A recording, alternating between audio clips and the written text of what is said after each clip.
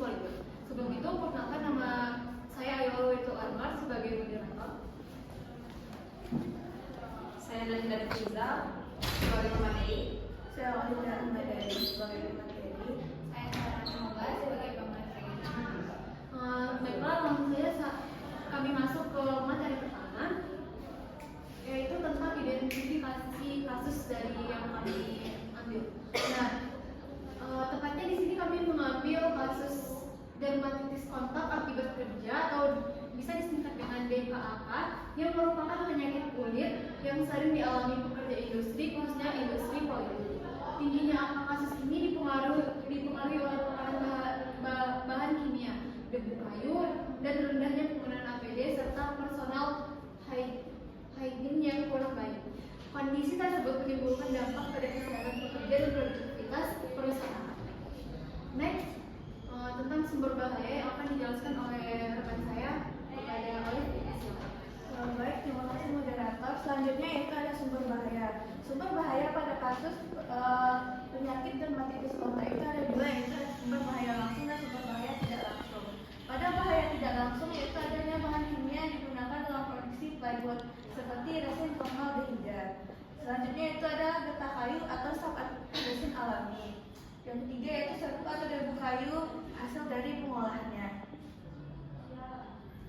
Selanjutnya untuk bahaya tidak langsung berikutnya itu adalah tidak menggunakan APD yang lengkap.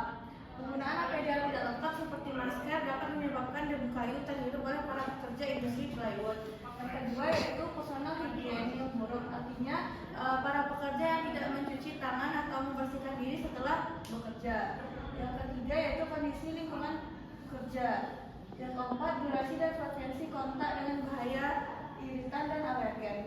Faktor selanjutnya itu ada juga faktor individu yang memperkuat risiko. Ada jenis kelamin, usia, etnis, serta daya tahan tubuh pekerja yang berbeda-beda.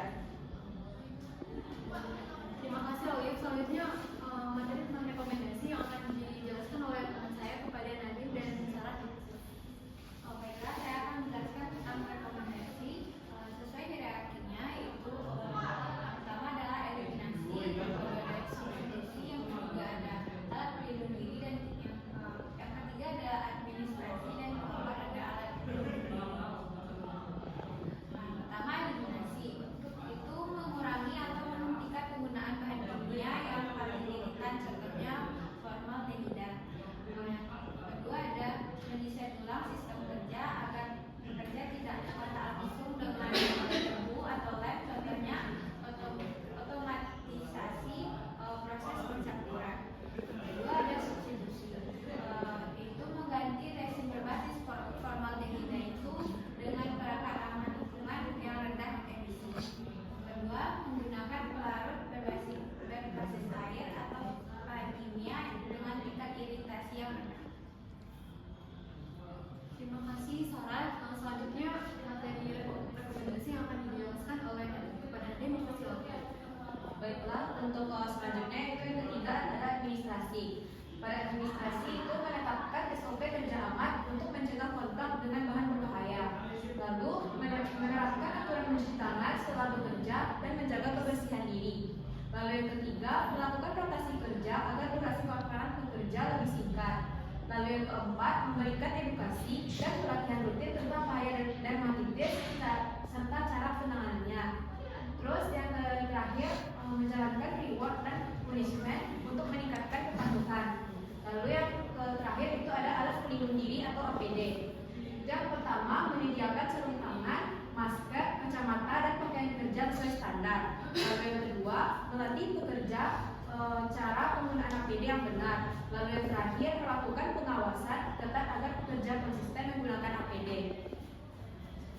Terima kasih kepada Nadine. Nah, jadi dari pembahasan kami ini bisa ditarik kesimpulan bahwa dermatitis kontak pada pekerja Polywut ini disebabkan oleh beberapa paparan bahan kimia seperti itu serta penggunaan APD yang kurang baik sehingga menurunkan kesehatan dan produktivitas.